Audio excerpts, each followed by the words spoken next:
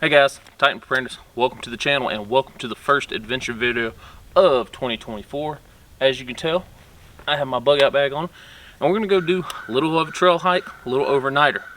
Might not be the adventure we planned originally, but it's still going to be a good adventure, bringing you guys along with me. So let's go. So the adventure today is going to take part on the Foothills Trail. Right, I've hiked part of this little area before. This is a different starting location. Normally this is like midway into the trip, but there's reasons for that. So let's get going. So the original plan was for us to start at Station Cove Falls. And I say us, there was supposed to be people with me. There's not. We were going to start at the Station Cove Falls, do our big hike up the mountain like we always do, hop on to the state park land, and then come up here and hop onto the Foothills Trail. But plans changed, and the co-workers that I was going to go with, you know, they got busy. So I figured, why not do it by myself? So one thing you might notice is I am wearing long sleeves, which I normally don't do, right? Especially to go hiking with a big old bag. The weather plays a big part in that. This morning it was about 20 degrees. You had a little bit of frost on the ground, a little bit of cold in the air. And looking at the maps, looking at the weather, this area is supposed to get hit with nice chilly temperatures tonight with some moisture in the air, right? And so some rain's supposed to be coming in. It had the potential to go from raining to a freezing rain, maybe even sleet, maybe even snow. So with the weather being a huge possibility of moving in, having a rain, sleet, slushy, snowy mix, I decided instead of doing the full 10 miles, I was going to do just the 6. Now, I could have done 10, but what happens if it starts freezing up here and now I've got to walk 10 miles back to my car? At least if it does do something up here, I'm at the state park, so there's some resources available if something does happen. I got family in the area, so it's not like I'm, you know, out a million miles away from home like I would be if I started the 10-mile section. So the good thing about starting where I'm starting is I don't have to climb that big old hill that we always complain about in the videos. This is basically a smooth sailing walk through the woods. Beautiful wood line, feels pretty good right now. And then I think we got like one big hill, and then we'll be basically at the campsite. So normally we come up from that road right there, climb a big hill, getting up here, and we take a right to me going down that road. But, you know, I'm 3 minutes in, and I'm already here. It's pretty nice.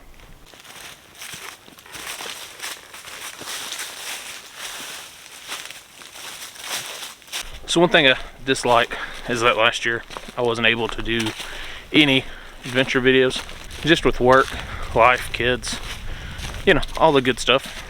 I was not able to do any of the things I thought I was. So my whole New Year's goal, since this is a new year and this is like the second series of videos, is to do more adventure videos. And this is a great way to get out here, test your gear. You know, this ain't nothing major. Anyone can walk 6 miles in the woods, especially on this trail. It's just a nice way to get out here, test your gear, test yourself, right? This is the first time that I've camped in a hammock with it being this cold. The last time it was cold, myself and David were doing those Mylar sleeping bags and that kind of crap. And yeah, that didn't end well. But not doing adventure videos for over a year, this bag took a tumble. I ain't gonna lie to you. Right? I was packing it this morning to do this adventure. Guys, it wasn't good. I was missing my canteen cup. I was missing the lighters, flashlights, headlamps, knives. I was missing my fuel cook system.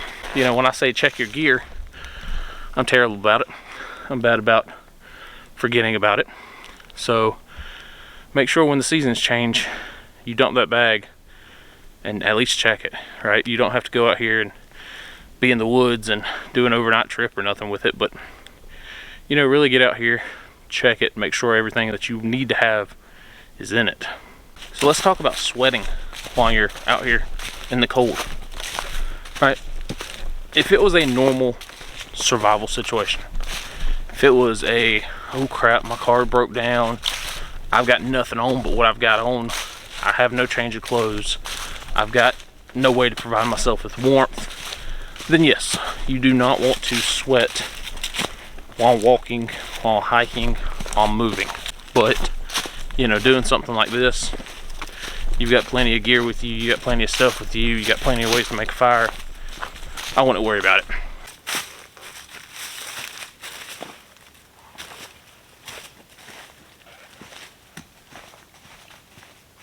All right, y'all, it is 3:15, the hour update, right? I started at about 2:15. How am I feeling after an hour? Honestly, not terrible. Let's start with the bag. The bag probably weighs about 30, I'd say close to 35, 37 pounds. And the way I'm figuring that is just because the previous time that I had this bag, and it was right around 30 pounds, I have basically the same gear in it, plus the underquilt. So when I say my bag's, you know, 30, 35 pounds, I don't mean like most people who have 100 pounds worth of crap in their bag and say, oh, this bag's 20 pounds, and it's an 80-liter pack busting at the seams. I did not drink enough water before we started, but I knew, because I'm not hiking up the 5 miles without a water source, I knew that here, a mile in, 2 miles in, whatever the case is, I would have a water source. So I did drink about half a liter before I started, and I still have about half a liter with me now. What are my complaints thus far? Sweating a little bit, nothing too bad. Like I said, I knew armpits, groin, and basically where these straps are was going to sweat. I can feel sweat on my back, but you know, I can either take these shirts off when I get where I'm going, or I can you know, swap shirts, or just take the pack off and they're gonna air out. So I'm not worried about my clothes being wet. Another complaint is my boots. Normally I wear the Kybers. Instead, this time I got like some 511 boots. I don't know what they are. I've been wearing them to work for like the last year or so. And I can tell that there's no tread left in them. So yeah, they're broken in, but they have, like, I slip and slide all over this heel. My wife made me this shirt for the channel. It's a nice shirt, right? Polyester blend, nice, moisture wicking. But the problem is these straps. And yes, I got a big old belly. You're supposed to wear the straps right around your waist. With the shirt, it started there, and it has slowly slid. So I think tomorrow I'm gonna end up having to take this off. That way it's not, you know, all the weight's not low like it is right now.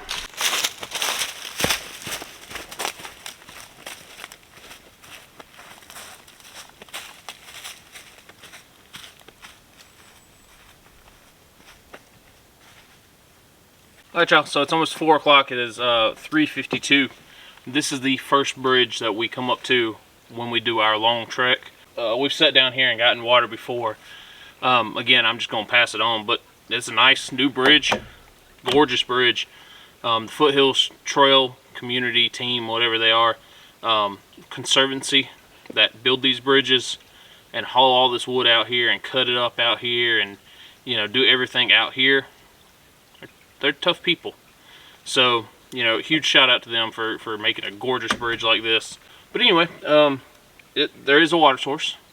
I'm not going to get any water. I need water, but I'm good right now, because that means that the next water source is a little bit up the road, and then we get to the 107 split, then the 107, and then camping time. So, let's go. I know someone's going to be in the comment section saying, oh my gosh, you look fat in that pack. Okay, cool. Well, I'm still out here testing it, right? A lot of people want to be Monday morning quarterbacks and say, oh, you know, you can take this out of your pack, you can take that out of your pack, you would hike faster if you know, built your shelter instead of carrying it with you. And Okay, where's your videos? You know, everyone has a cell phone in their pocket. Everyone has a camera on that cell phone. Anyone can make a YouTube channel. So before you come at me and say, oh, you should lose some weight, remember, big boy is doing things that you're not. So until you get on my level, you have no room to speak. And most of my subscribers, most of my commenters are absolutely awesome people, right? But every once in a while, some jackwagon will try to be the expert with nothing to show for it, you know? Anyone can be the expert if you don't have to prove your point. Anyone can be the expert if you don't have to show that you actually are doing the things you're talking about. I wasn't gonna stop, but I figured might as well. I know that way I got a big old hill coming. I've only got that much water, about half a bottle, to last me. Good time for a little break. I'm gonna finish this off. I'm gonna refill the bottle, and then I have a Sawyer squeeze this time to use on top of the bottle to get my water filtered out. So, here's the hiking. Alright, 4:15, 2-hour update. Still trucking. Don't know, it shouldn't be much longer left. I just have left the water stop, so it shouldn't be much longer left. I know I've got 1 or 2 big hills that I still got to go up. I thought by taking my shirt off, this waist belt wouldn't slide, but now it just slid right past my belly. So I guess if you're gonna hike, be skinny. I'm a huge proponent of getting out here and sweating a little bit and test your gear to make sure it works, because I'd rather, what's that saying, bleed in training so you don't bleed in war, or something like that. Same concept, right? I would hate to find out that my bag was a piece of crap, that my boots are crap, that my water filter was crap, that my shelter system ain't worth a damn. You know, I'd hate to find that out when I need it. I'd rather find it out now, where I'm 6 miles away from my car if something happens, or I'm in the backyard if something happens. But as always, get out here, test your gear. Alright y'all, so right back there is where we just came out of. We're at the 107 crossover. And then this sign up here will tell me how far much longer. So we walked 4.6 miles to the state park, and we have 1.4 left to go. So 1.4, and then down the hill a little bit, and then campsite. So yeah, let's go. Alright guys, so we just have made it to camp. It is 5:30. We started at 2:15, so 3 hours 15 minutes. Overall, not my worst, but not my best. I finished this one. All right, that's the good thing. Last time I did this trail, I didn't finish. Having started where I started at the state park instead of down the mountain, you know, really helped me out. The one thing I do have is blisters, and I can tell I'm very dehydrated. So that's 2 things actually. So I've got some Leuco tape I'll put on the blisters. I got some drip drop I'll rehydrate here in a minute. But yeah, again, you know, getting out here, doing these things. These boots I wear every day to work, but you know, I don't walk a lot at work. Coming up here, putting 6.5 miles on them, yeah, really showed me that not the best choice. The pack itself did fine. The shirt though is what freaking kills me, because every time I would adjust it to my belly, drop right back down, because this is like silky material. But yeah, I will set up my hammock, I will start my food, then set up my hammock, drink some water, and then we'll probably call it a day here shortly. Let's try that.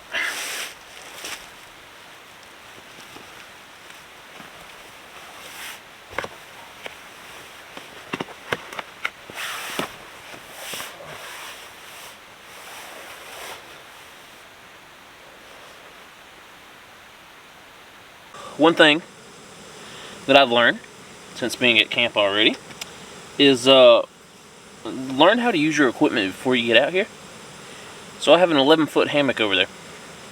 I have an underquilt that is about maybe 3.5 foot long, like it's a normal size. My thought was, hell, I'll just figure it out. It can't be that hard. I mean, I see people do them all the time. I'll just figure it out whenever I get out there. Yeah, no. I got one side good. I don't know what I'm going to do about the other side. Today, we are trying the ReadyWise country style chicken pot pie. So I saw this on at Cabela's. And I will say, like, I don't know how it tastes, but it best tastes damn good. Mountain House meals at Cabela's now are like, you know, 10 bucks. Then you've got Peak Refuel, which is a little more expensive, a little bit better ingredients, you know, and you're looking at about $14. This thing right here was also $14. I've also got hot water going. I'm going to make up some hot chocolate here shortly. Figure out my hammock system. Again, I've got the 0 degree bag and the 0 degree underquilt, but if I can't get that underquilt right, then it's almost like not having it. Other than that, let's talk about the day. Hike was more than I remember, right? Again, I've not done this hike in like a year and a half, if not 2 years. And so it was a lot more than I remember. This was a learning experience. Not doing it for so long and then throwing yourself back in there, even at half the distance, is a game changer. Coming out here, climbing hills, climbing mountains, and really adding that little extra push on yourself. Yeah, that takes some getting used to. So this is gonna be it for part 1. All right, again, I'll probably build a small little fire, nothing to, you know, write home about. I'll go hang my food bag, drink me some hot chocolate, and eat this meal that cost me damn $15. That's basically it. So there is going to be a part 2, maybe, right? I'll try to film some in the morning and push to part 2 if it's not pouring down rain. And then we'll do a bag loadout, and we'll also do a after action report, after action review, pros and cons, what I would add, what I would take away, what I would learn, right? Learn your underquilt before you get out here. But yeah, thank y'all for joining me for this adventure. If you guys want to see more adventures like this in the future, let me know. I do have some already adventure videos on this channel, so you're more than welcome to go see those. But yeah, hope you guys have a great day. Hope you enjoyed it. And looking forward to tomorrow, part 2. Alright, y'all. I'm going to eat my meal, drink a little hot chocolate, and crash. Y'all enjoy.